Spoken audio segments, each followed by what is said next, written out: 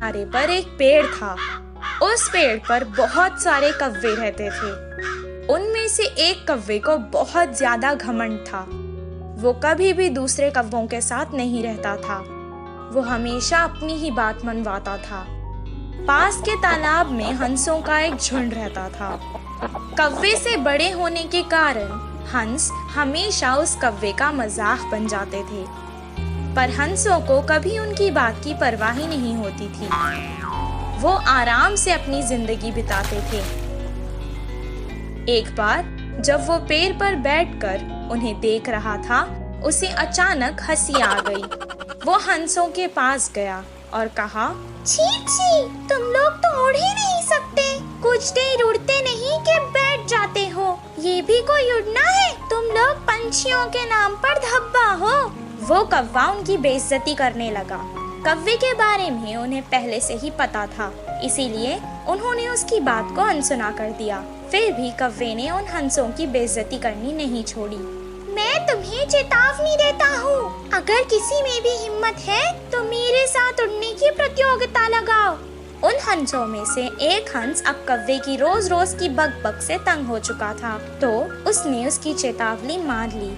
उसने शर्त रखी थी, उड़ने की प्रतियोगिता समुद्र पे होगी।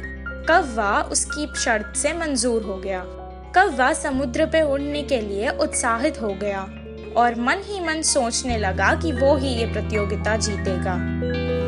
अगले दिन प्रतियोगिता शुरू हुई। हंस समुद्र से थोड़ा ऊपर ही उड़ रहा था,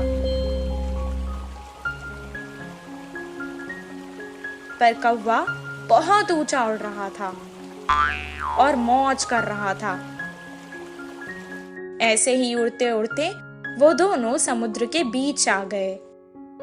हंस जब थक जाता तो वो थोड़ी देर समुद्र में तैरता और फिर कुछ देर बाद उड़ जाता, लेकिन कव्वे को आराम करने के लिए कोई जगह नहीं थी।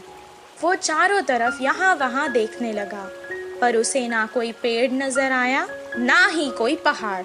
वो भी हंस की तरह समुद्र में तैरने नीचे आ गया, पर उसे तैरना नहीं आता था। वो डूब रहा था और हंस ने उसकी जान बचाने के लिए उसे अपनी पीठ पर डाल लिया और उसे समुद्र के तट पर ले आया। कव्वे को अपनी गलती का एहसास हो गया और उसने हंस से उसका मजाक उड़ाने के लिए माफी मांग ली। तब से वो सभी कव्वे और हंसों के साथ अच्छे से रहने लगा। इस कहानी से हमें ये शिक्षा मिलती है कि हमें घमंड कभी नहीं करना चाहिए।